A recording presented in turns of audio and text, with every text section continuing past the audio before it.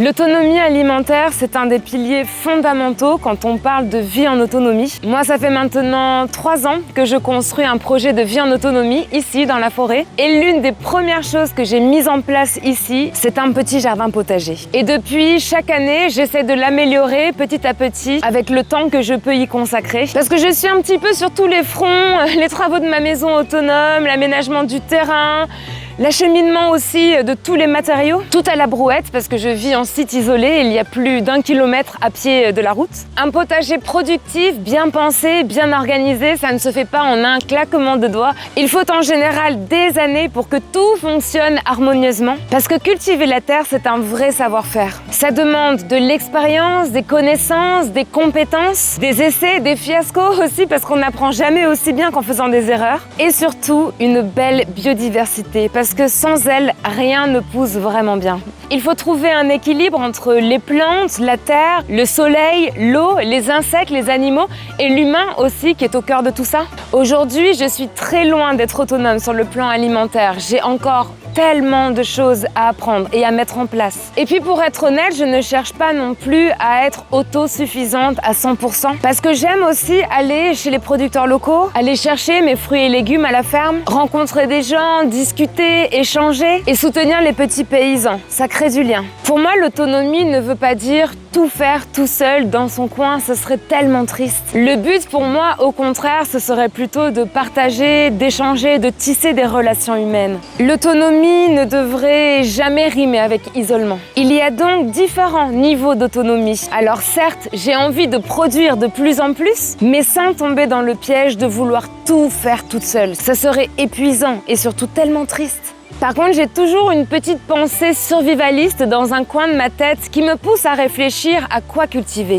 Et j'aimerais bien sûr par la suite me faire mes propres conserves et stocks de nourriture. L'autonomie alimentaire, ce n'est pas seulement apprendre à cultiver la terre, c'est aussi s'intéresser à la nutrition, à la santé, à la valeur des aliments, à leurs propriétés nutritives, de quoi nous avons vraiment besoin pour vivre, pour que notre organisme fonctionne correctement. Et c'est aussi apprendre à cuisiner, parce que manger ce que l'on a cultivé, c'est un plaisir énorme. Mais ça demande aussi du temps, des connaissances, de l'ouverture d'esprit, de la curiosité et aussi de la créativité. Réapprendre à prendre du temps, c'est presque révolutionnaire aujourd'hui. On vit dans un monde où tout va tellement trop vite, on n'a plus le temps de rien. Et moi, c'est aussi pour ça que j'ai décidé de changer radicalement de mode de vie. C'est pour prendre le temps de vivre à mon rythme et suivre plutôt le rythme des saisons et de mon propre corps, plutôt que de le contraindre à suivre le rythme que la société nous impose pour être toujours plus productif. Ensuite, je m'intéresse aussi beaucoup aux plantes sauvages. J'apprends à les reconnaître et j'essaie de les intégrer au maximum à mes repas. En ce moment, par exemple, je mange beaucoup de fleurs d'acacia. C'est la saison et il y en a vraiment partout autour de moi. Voilà tout ce que recouvre pour moi cette idée d'autonomie alimentaire. C'est passionnant, exigeant et c'est une grande partie de mon projet de vivre ici, dans la forêt. Ça occupe beaucoup mes journées.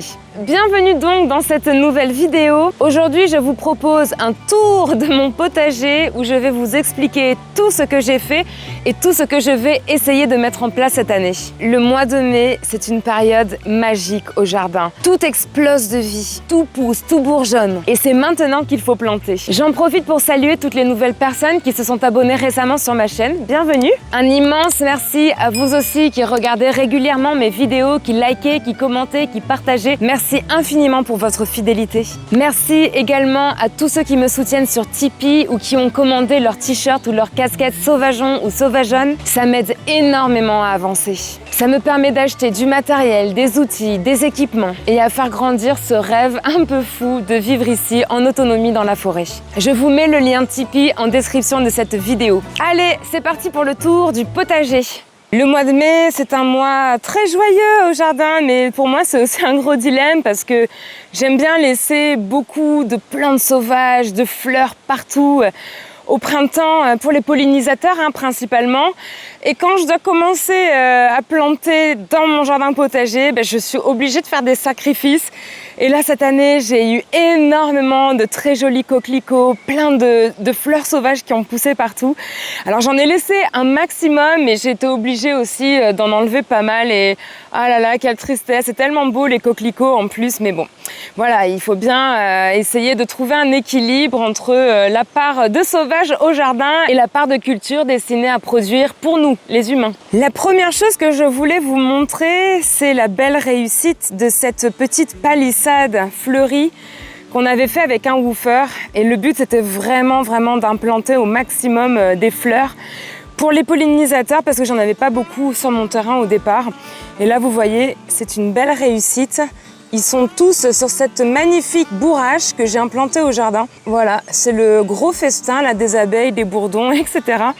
Et la bourrache, elle s'est vraiment répandue partout au jardin. Là, il y a de la lavande aussi, hein. J'ai mis beaucoup de choses mellifères. Ici, il y a de la rhubarbe. Alors, je l'ai mis là parce que je ne sais pas où la mettre pour l'instant, mais il va falloir que je lui trouve un autre espace. Le lys, magnifique. Aussi que j'ai implanté ici avec Alex, un woofer qui est passé l'année dernière. La sauge bleue qui fait des fleurs magnifiques. Et encore quelques fleurs, des iris et plein de glaïeuls aussi qui repoussent de l'année dernière. Là, j'ai quelques arbres fruitiers qui attendent toujours d'être mis en terre. Mais pour l'instant, je ne sais pas trop où les mettre, donc tout est en attente. Voilà, il y a plein de petits arbres aussi ici. Le petit myrtillier.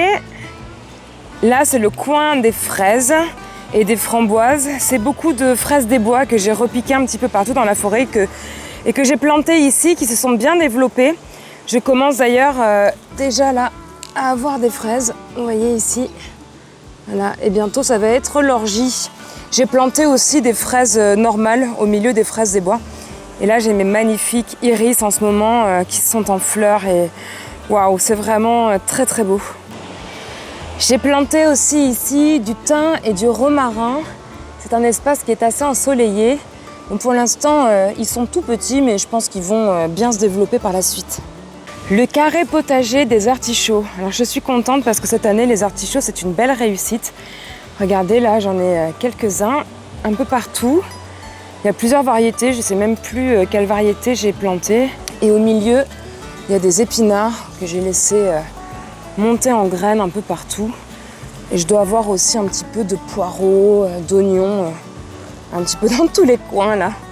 Alors je l'ai déjà précisé dans plusieurs vidéos, mais ici j'ai peu de profondeur de sol. C'est pourquoi je cultive principalement hors sol avec des carrés potagers. Je récupère des palettes, des planches de bois un petit peu partout dès que je peux et je les brûle. Ça s'appelle le shusugiban, je crois. Shusugiban, ouais. C'est une technique japonaise pour protéger le bois pour qu'il dure un petit peu plus longtemps, qu'il soit moins sujet à la pourriture, aux champignons, etc. Et ensuite, je l'enduis d'huile de lin et ça permet voilà, une meilleure durabilité dans le temps. Par exemple, ça, c'est le dernier bac que j'ai fait là récemment. Là, c'est encore très beau parce qu'il n'a pas encore pris la flotte ni le soleil. Donc le bois est vraiment magnifique. Et je vais essayer de le mettre en place par là-bas. Et après, il y aura tout le travail de préparer la terre, de le remplir et de planter. Le potager est vraiment entre deux, là, actuellement. C'est-à-dire, j'ai commencé à planter des choses. Là, vous voyez, courges, courgettes. J'ai commencé à planter aussi des fleurs, des plants de tomates. Mais il y a toute cette partie-là, pour l'instant, qui est en friche et ce sont les anciennes cultures. J'ai des betteraves, là, par exemple, que j'ai laissé monter aussi. J'ai de la bourrache et j'ai toutes mes fèves aussi qui commencent à produire, là, en ce moment. C'est des fèves que j'ai plantées en automne et qui commencent, voilà, à bien donner. En général, je plante beaucoup de fèves parce que je sais que les pucerons adorent ça. Et au printemps, j'ai tous les pucerons qui viennent sur mes plants de fèves et qui commencent à tout ravager. Et moi, ça m'arrange plutôt pas mal parce qu'au moins, ils sont sur les fèves et ils vont pas aller s'attaquer à mes petits plants de tomates. Il y a d'autres plants assez jeunes que je mets au potager. Donc c'est un peu la petite stratégie d'attirer les pucerons sur les fèves et sur le fenouil aussi que vous voyez derrière. Le fenouil, j'en mange pas beaucoup, mais par contre, je le laisse comme ça toujours au jardin parce que je sais que les pucerons, ils vont aller dessus et ça me permet de protéger les autres plants. Je plante aussi des capucines et plein d'autres choses que les pucerons adorent. Et je vous avoue que pour l'instant, ça fonctionne pas mal, à savoir que moi, je laisse les pucerons. Je ne les enlève pas, ni au savon noir, ni à rien du tout. Je les laisse et j'attends que les coccinelles, elles captent qu'il y a à bouffer dans le coin et tous les autres prédateurs potentiels. Il faut laisser les pucerons pour qu'ils puissent venir et commencer à réguler, à créer l'équilibre au jardin. Donc il faut accepter d'avoir des pucerons au jardin et il faut patienter, se dire allez, on serre un peu les dents et on les laisse et on attend et normalement l'équilibre se rétablit au bout d'un moment. Là j'ai un énorme origan qu'il va falloir aussi que je récolte bientôt. Il est en train de prendre toute la place. Ici, j'ai pas mal de blettes, c'est le coin à blettes. Alors, c'est des blettes aussi que j'ai implantées, qu'il y avait sur le terrain de mes grands-parents. Quand j'étais petite, je me rappelle, j'adorais manger les blettes des grands-parents. Maintenant, c'est le terrain de mon père, hein, il y en a toujours autant et j'en récupère de temps en temps. Et là, j'en ai déplanté pas mal parce que je dois mettre le fameux bac. Donc j'ai déplanté les blettes et elles sont dans ce bac-là en attente que je puisse les remettre en terre. Il faut dire aussi que la terre ici que j'ai était pas de super bonne qualité, il n'y avait rien qui poussait hein, vraiment. Donc j'ai dû ramener énormément de matière organique, beaucoup de paillage, de fumier d'âne, du sable aussi, du limon et pas mal de compost aussi. Il a fallu que j'enlève beaucoup de cailloux. Alors j'en ai laissé aussi un petit peu hein, pour drainer. Mais j'ai vraiment en 3 ans travaillé énormément ma terre pour qu'elle soit plus propice aux cultures. Je me rappelle au début, il n'y avait même pas un ver de terre. C'était vraiment catastrophique. Et aujourd'hui, dès que je mets la main dans la terre et que je sors une poignée, il y a au moins 1 ou 2 vers de terre. C'est hallucinant comme ils se sont bien développés. En 3 ans, je suis vraiment hyper contente et la terre est vraiment beaucoup plus meuble. Avant, elle était très compacte, très argileuse. Et avec le mélange de la terre du bas, parce que j'ai beaucoup de limon au bord de la rivière, je le récupère et je mélange avec l'argile et avec d'autres choses. Et aujourd'hui, j'ai vraiment une terre qui commence à être de bonne qualité. Alors le problème, c'est que j'ai pas beaucoup de terre ici sur place. Donc de temps en temps, j'en récupère, je l'achemine en brouette ou alors je vais en chercher tout simplement dans la forêt. Je vais prendre de l'humus et je me crée aussi ma propre terre avec des feuilles, avec du bois en décomposition. J'apporte aussi de l'herbe fraîche, de l'azote et des fois je fais des sortes de lasagnes dans mes bacs. Bref, j'essaie vraiment d'améliorer ma terre petit à petit, mais c'est un travail de longue haleine. Cet arbre-là, c'est un feijoa. J'adore les fruits vraiment du feijoa, c'est incroyable. Et bah, écoutez, il était presque mort, hein. Il a vraiment eu du mal à se développer, mais il a bien repris là. Donc je garde espoir de pouvoir le mettre en terre et qu'il me fasse un jour des bons petits fruits. Ici, on a encore de la bourrache. Alors c'est vraiment marrant parce que j'avais pris une bourrache sur le terrain de mon père et je l'avais plantée au potager et elle était quasiment morte directement. Je m'étais dit bon, bah tant pis, c'est un échec. Et puis l'année d'après, explosion de bourrache sur tout mon terrain. Et c'est bien parce que ça, bah, pour les pollinisateurs, c'est vraiment excellent. Et puis c'est du comestible aussi, hein. Vous pouvez manger la petite fleur là. La petite fleur bleue, vous pouvez la manger, c'est délicieux, c'est un petit goût d'huître. Et voilà, hein, ça fait plaisir d'avoir des petites fleurs à manger au potager. Toute cette partie-là, c'est en friche parce que je vais mettre des bacs bientôt. Ici, j'ai beaucoup de poireaux. Alors j'en ai planté un petit peu partout au jardin. J'ai aussi du poireau perpétuel, hein. Alors j'essaye au maximum de planter du vivace, hein, bien évidemment, au jardin. Il y a des choses qui sont annuelles, mais le but c'est d'avoir des choses qui repoussent toutes seules, qui se ressèment et que le jardin soit lui aussi un petit peu autonome. Donc cette année, je me suis vraiment hyper documentée sur quelques petits trucs à mettre en terre qui devraient m'apporter quand même une belle autonomie chaque année. Et j'ai hâte vraiment de mettre tout ça en terre et de récolter et de voir si ça fonctionne bien. Par là, j'ai de l'oignon, de la cébette, j'ai pas mal de choses. Alors c'est déjà en train de monter en fleurs, mais j'aime tellement les fleurs d'oignon, c'est tellement beau et pour les pollinisateurs aussi, c'est super. Donc bon, j'en laisse quelques-uns comme ça au potager. Là, j'ai du chou, c'est du chou que j'ai planté l'automne dernier. Bon, il va falloir que je l'enlève. En plus, j'en ai pas mangé beaucoup. Souvent, je plante du chou, mais je le mange pas. Bon, c'est aussi pour le côté esthétique au jardin. Il y a des trucs qu'on aime bien, comme ça, juste regarder, pas forcément manger. Et le chou, bah, pour moi, ça en fait partie. Là, j'ai mon appât à pucerons, une touffe de fenouil. Et j'aime bien aussi la chenille du macaon qui vient principalement sur le fenouil.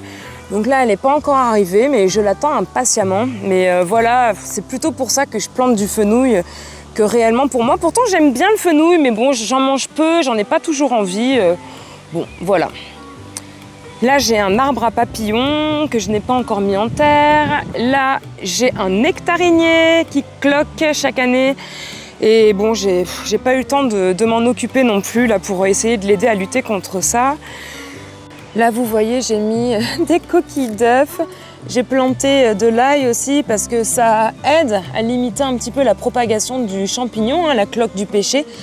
Mais bon, pour l'instant, ça ne suffit pas. Il va falloir que je réfléchisse à une solution un peu plus radicale, mais qui reste quand même respectueuse de l'environnement et surtout de la terre. Parce que je sais qu'il y a des solutions qui marchent bien, mais c'est pas super bon pour la terre. Donc bon, à réfléchir. Si vous avez des conseils, en commentaire, je suis preneuse. Petit plant de tomates que j'ai planté récemment. La capucine. Plante de courge ou de courgettes, je ne sais pas. Ici, j'ai des pommes de terre qui poussent toutes seules. Je ne sais pas d'où elle vient, celle-là. Mais bon, je vais la laisser. Là, j'ai le chou en fleurs. J'ai de l'ail sauvage derrière. Et des fèves, encore des fèves, des coquelicots, de la bourrache. Et là, vous voyez, regardez, typiquement, les pucerons. Invasion totale sur mes plants de fèves. J'en ai vraiment énormément. Mais voilà, j'accepte. Je me dis que je partage mes fèves avec eux.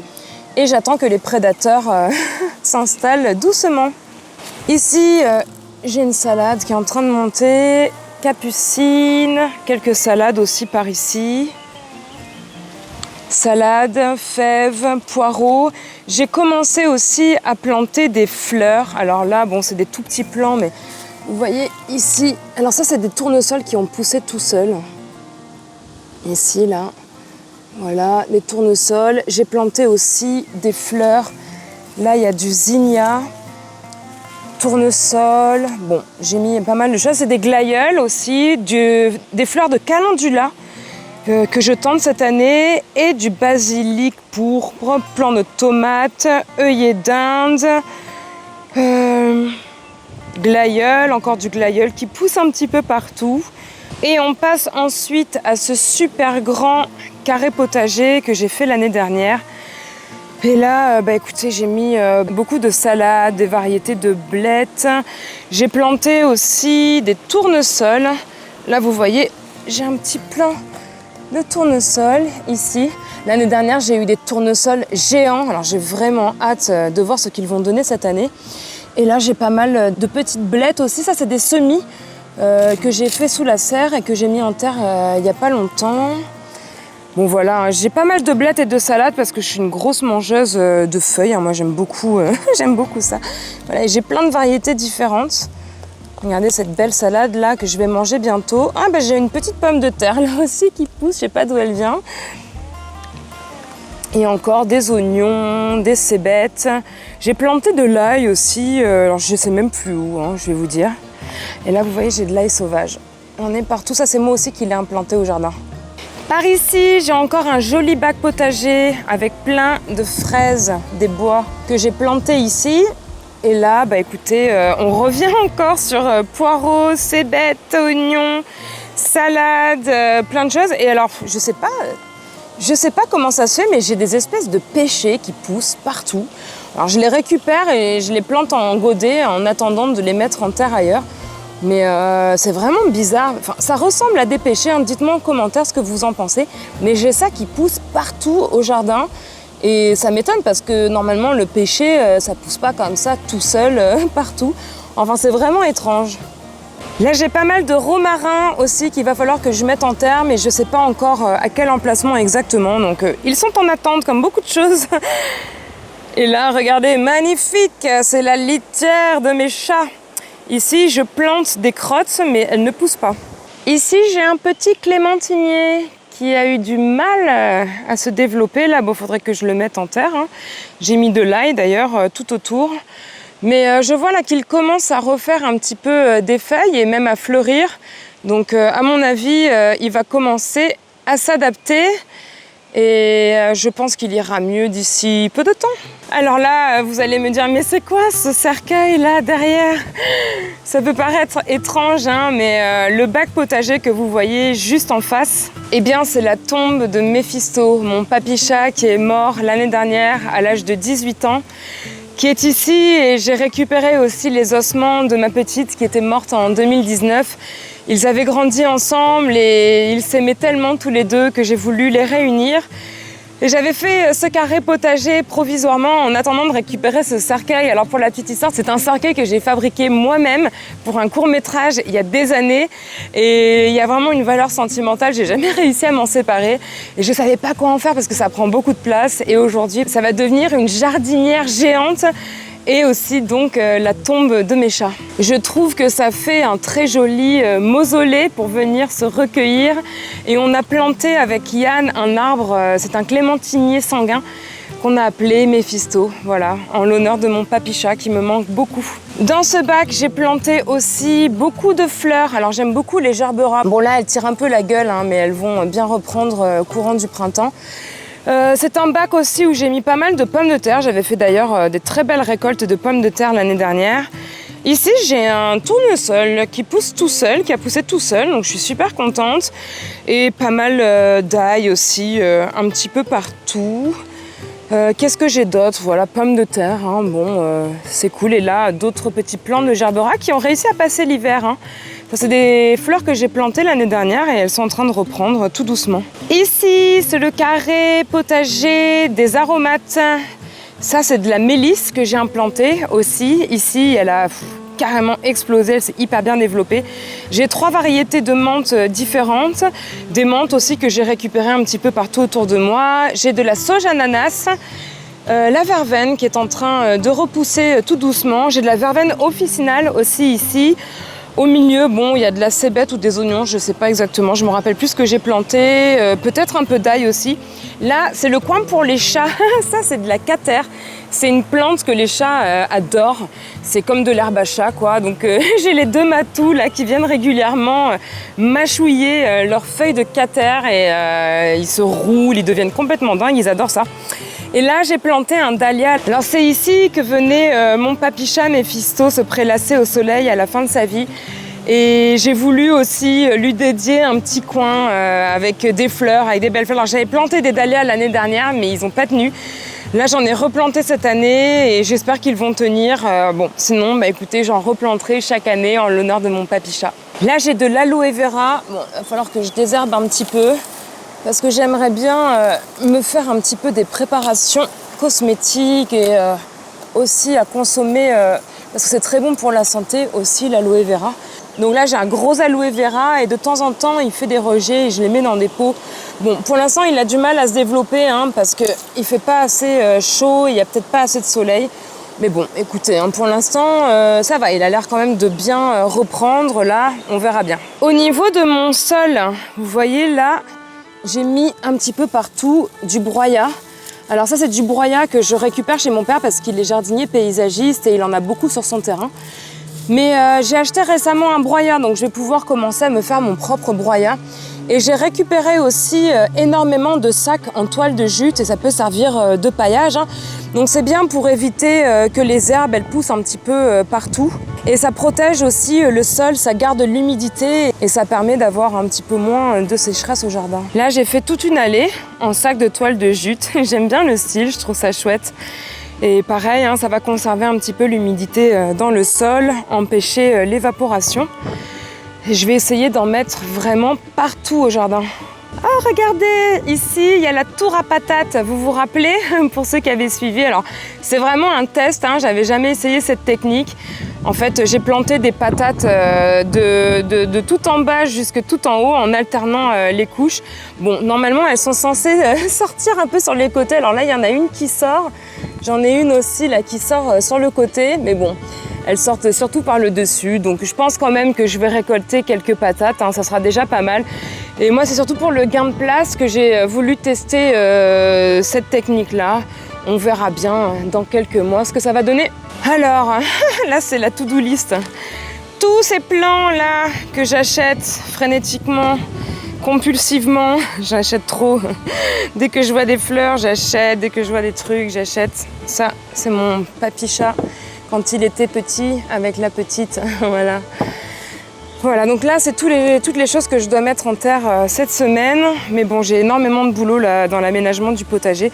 Du basilic, des fleurs. Alors, ce qui est marrant, c'est que j'ai beaucoup de châtaigniers. En fait, pour limiter les attaques de limaces, je mets des bogues de châtaigniers un petit peu partout au potager. Là, vous voyez par exemple tout le long du bac. Alors bon, ça les empêche pas de passer, mais ça limite quand même. Voilà. Et alors, c'est rigolo parce que j'ai plein de châtaigniers qui ont poussé au potager. Alors, je me suis dit que j'allais planter une forêt de châtaigniers autour de chez moi. Bon, c'est toujours ça, même si ça sera pour dans 10 ans, dans 20 ans. C'est toujours bien de planter des arbres. Donc voilà, j'ai récupéré pas mal de petits châtaigniers et on verra ce que ça donne d'ici quelques années. Là, j'ai des plants aussi que je vais devoir mettre en terre. Donc j'ai poivrons, aubergines, courges, courgettes. Alors ça, c'est intéressant. Quand je vous parlais de légumes un peu autonomes, je vais essayer de faire des carrés potagers avec des tubercules. Là, c'est du crossneux du Japon. Alors je sais pas trop comment ça se prononce, vous vous foutez pas de ma gueule. Mais ce qui est bien, c'est que vous pouvez laisser des tubercules dans la terre et chaque année, ça va reprendre. Ou alors vous pouvez les récolter, les mettre dans du sable, dans une cave à l'abri de la lumière. Et ça produit beaucoup. Alors c'est très très invasif, donc je vais le faire vraiment séparé du potager dans un carré potager. Et j'ai vraiment hâte de récolter ces premiers tubercules. En plus, c'est très très joli. Je vais vous mettre une image pour que vous puissiez admirer la beauté de ce petit légume. Là, alors je sais même plus ce que j'ai. Ça, c'est des plants de cassis. Là, j'ai de la ronce sans épines, mûrier. Ça, c'est du casseillet, je crois. C'est un espèce de truc hybride. Là, j'ai un petit arbuste. Oui, c'est les baies de goji, ça. Voilà. Et là, j'ai encore courges, courgettes, des choses. Ah, concombre aussi, là. J'ai un plant de concombre, ou 2 ou 3, là, qu'il va falloir que je mette en terre. Et là, c'est une bouture de mûrier platane. Voilà, c'est une amie qui m'a offert ça. Et j'ai pas mal de boutures, d'arbres aussi, parce que j'aimerais bien réussir à planter au maximum des fruitiers sur mon terrain. Une chose aussi importante au jardin, quand on essaye de préserver un petit peu la biodiversité, et surtout faire en sorte qu'elle se développe au maximum, c'est de créer plein de petits abris, comme ça, partout au jardin, pour que les insectes puissent venir s'abriter, se réfugier, et surtout pour qu'ils puissent passer l'hiver et rester sur place au potager, se reproduire et bien se développer. Ça peut permettre par exemple aux prédateurs des pucerons de rester sur place au potager et de passer leur vie tranquille, de se reproduire, de se multiplier. Donc ça peut servir pour en avoir de plus en plus. Mais ça sert aussi pour les pollinisateurs, bien évidemment. Car la pollinisation, c'est quand même un facteur essentiel pour avoir de bons légumes, de bons fruits. Donc c'est très important de prendre soin de tous les petits pollinisateurs et de leur offrir des abris pour qu'ils restent ici au jardin. Alors j'en ai mis un petit peu partout, là je les ai accrochés à la serre et je suis très contente parce que l'autre jour j'ai vu qu'il y avait des abeilles charpentières, les gros bourdons noirs là qui rentraient dedans et j'ai vu d'autres insectes se promener par là, rentrer, sortir, donc je pense que c'est une belle réussite. Ici c'est un énorme hôtel à insectes. C'est un tronc de chêne-liège que j'ai récupéré dans la forêt il y a longtemps et que je trouvais très beau. Donc je l'ai ramené ici sur mon terrain et là, écoutez, je l'ai rempli avec de la laine de bois, des feuilles. J'ai ramassé des centaines de coquilles d'escargots vides aussi que j'ai mis à l'intérieur avec des cailloux, plein de choses, voilà, pour que les insectes puissent venir. Et là, vous voyez, il y a des trous un petit peu partout pour qu'ils puissent rentrer. Et donc, je pense qu'il y a pas mal d'insectes qui ont dû passer l'hiver au chaud dans cet hôtel à insectes. Alors, vous pouvez le faire avec tout et n'importe quoi. Là, par exemple, j'en ai fait un autre avec un vieux tronc d'arbre qui est en train de pourrir et il commence à être creux à l'intérieur. Donc, j'ai un petit peu plus creusé. Et vous voyez, là, les insectes, ils peuvent venir se réfugier dans les trous à l'intérieur, un peu partout. Et donc ces hôtels à insectes, je les laisse comme ça, un peu partout au potager. Et comme j'utilise les vieux fûts de canne provençale et de bambou usés pour les abris à insectes, de temps en temps, je refais du stock. Mon père a une belle bambouserie chez lui. Donc j'y vais de temps en temps. Je vais chercher du bambou Et voilà, ça va me servir pour faire les tuteurs cet été pour le potager. Sinon, j'utilise aussi des branches, tout simplement. Comme je taille beaucoup sur mon terrain et tout autour, j'ai toujours des belles branches comme ça qui peuvent servir de structure pour les concombres, pour les tomates, voilà, pour faire des choses jolies, originales et pratiques au jardin. Pour finir, on arrive à la serre. La serre qui n'est toujours pas finie, mais bon, qui a quand même fait le job un petit peu cette année. De toute manière, l'année prochaine, je vais la bouger, je vais faire ma serre ailleurs. Et là, écoutez, c'est les petits semis qui ont quand même été une réussite. J'ai plein de petits plants de courgettes, j'ai de la courge bleue, j'ai plein de courgettes différentes. Je crois que j'ai de la butternut aussi en courge. Et ça, alors ça, c'est de l'oca du Pérou. Pareil, ce sont des tubercules et ça, en autonomie, c'est vraiment super parce que ça pousse et ça repousse et ça repousse indéfiniment. Donc voilà, je vais leur dédier aussi certainement tout un carré potager et on verra ce que ça donne en termes de récolte. Ce qui est vraiment bien avec ce type de tubercules, c'est qu'une fois qu'ils se sont bien développés dans le bac, eh bien vous pouvez tout simplement mettre la main dedans, venir vous servir, prendre ce dont vous avez besoin pour en manger. Et ça fait comme un garde-manger un petit peu toute l'année parce que ça peut aussi se conserver tout l'hiver dans la terre. Et c'est vraiment super d'avoir de la nourriture comme ça à disposition tout le temps. Et aussi ça se conserve très bien au sec, dans un abri, dans du sable. Vous pouvez vraiment faire du stock pour l'hiver et en manger tout l'hiver. Bon, après, il faut en produire suffisamment. Je ne sais pas exactement combien je vais réussir à en produire. Mais bon, voilà, il faut tenter des expériences. Là, j'ai tous mes glaïeuls. Alors, les glaïeuls, j'adore les fleurs de glaïeul, mais j'en ai 10 fois trop, je ne sais même plus où en mettre. Je pense que je vais en donner à plein de gens. Je vais les mettre dans des petits pots et les mettre au bord de la route avec un panneau « Servez-vous ». On verra, mais bon, voilà. En tout cas, j'adore les glaïeuls et bon, il va falloir que je me dépêche à mettre tout ça en terre quand même. Là, j'ai des semis, c'est du lupin. J'adore la fleur de lupin.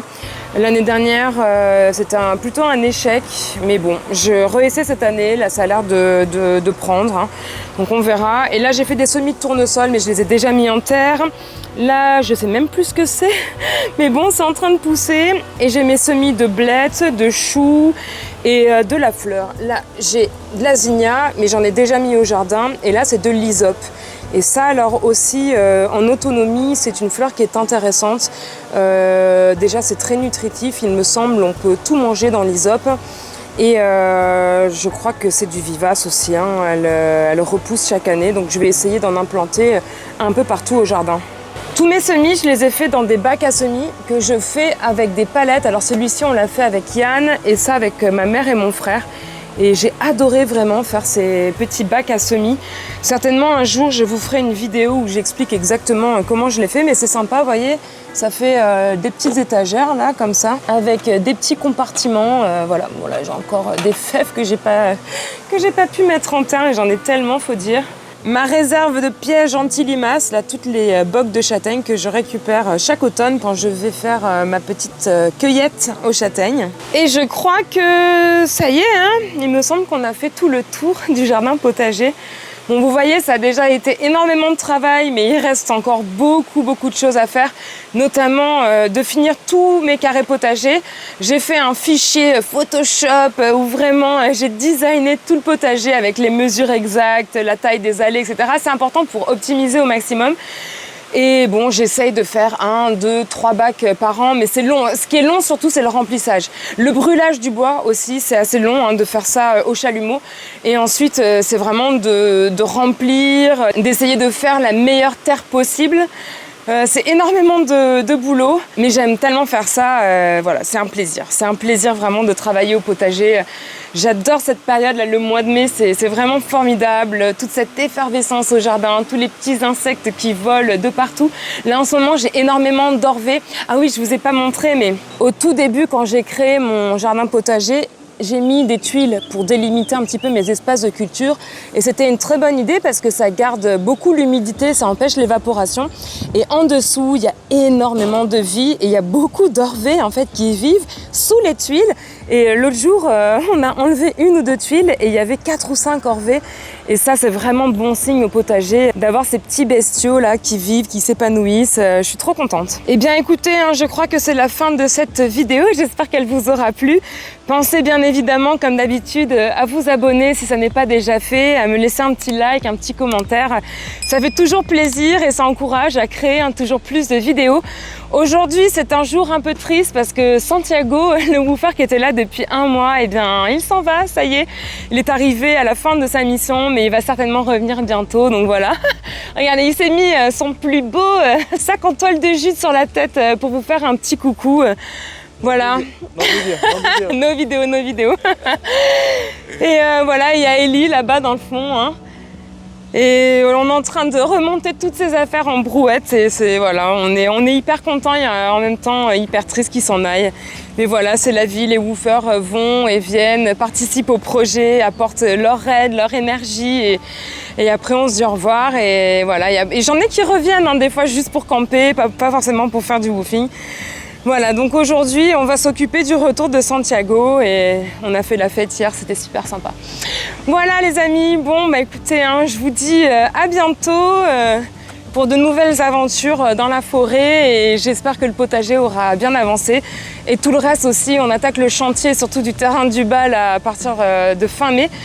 Et on a beaucoup de travail, comme d'habitude. On a beaucoup de courage surtout, donc c'est cool. Allez, à bientôt, salut!